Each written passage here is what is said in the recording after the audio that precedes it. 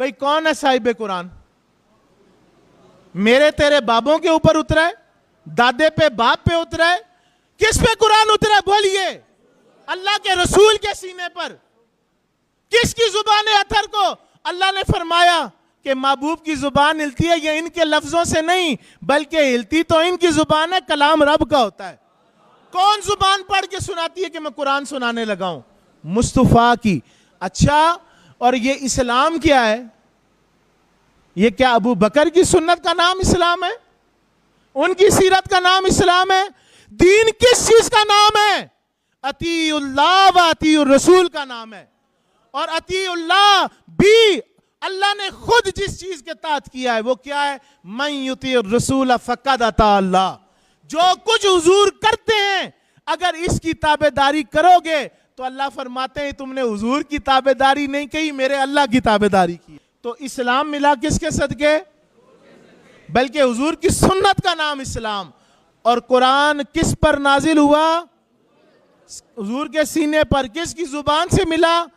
تو پھر یہ قرآن ہو یا اسلام ہو، یہ ابن کثیر کہتے ہیں کہ یہ دونوں نعمتیں ملی ہمیں حضور کے ذریعے سے ہیں، حضور کے ذریعے سے ہیں۔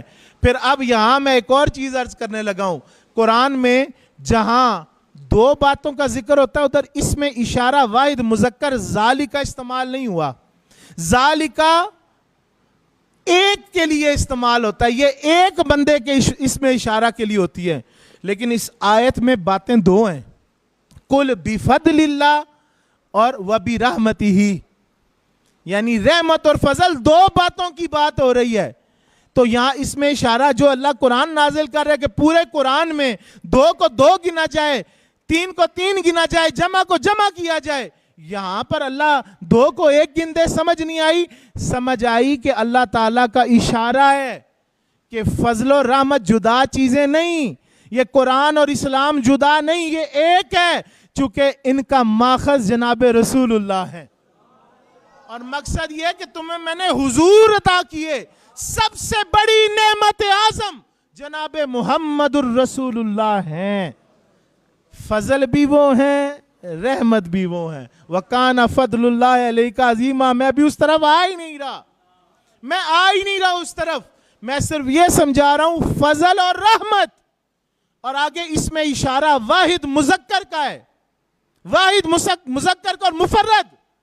حضرت والا کوئی لغت والا بیٹھے مزہ لے اس بات کا، یہ واحد مذکر کے لیے جہاں بھی قرآن کے لیے ایک کے لیے استعمال ہوا ہے، یہاں باتیں دو ہیں، تو سمجھ آتی ہے اللہ نے یہاں اسلام اور قرآن کی بات نہیں کی بلکہ اسلام اور قرآن جن کی ذات سے ملتا ہے اس سونے محمد الرسول اللہ کی بات کی ہے۔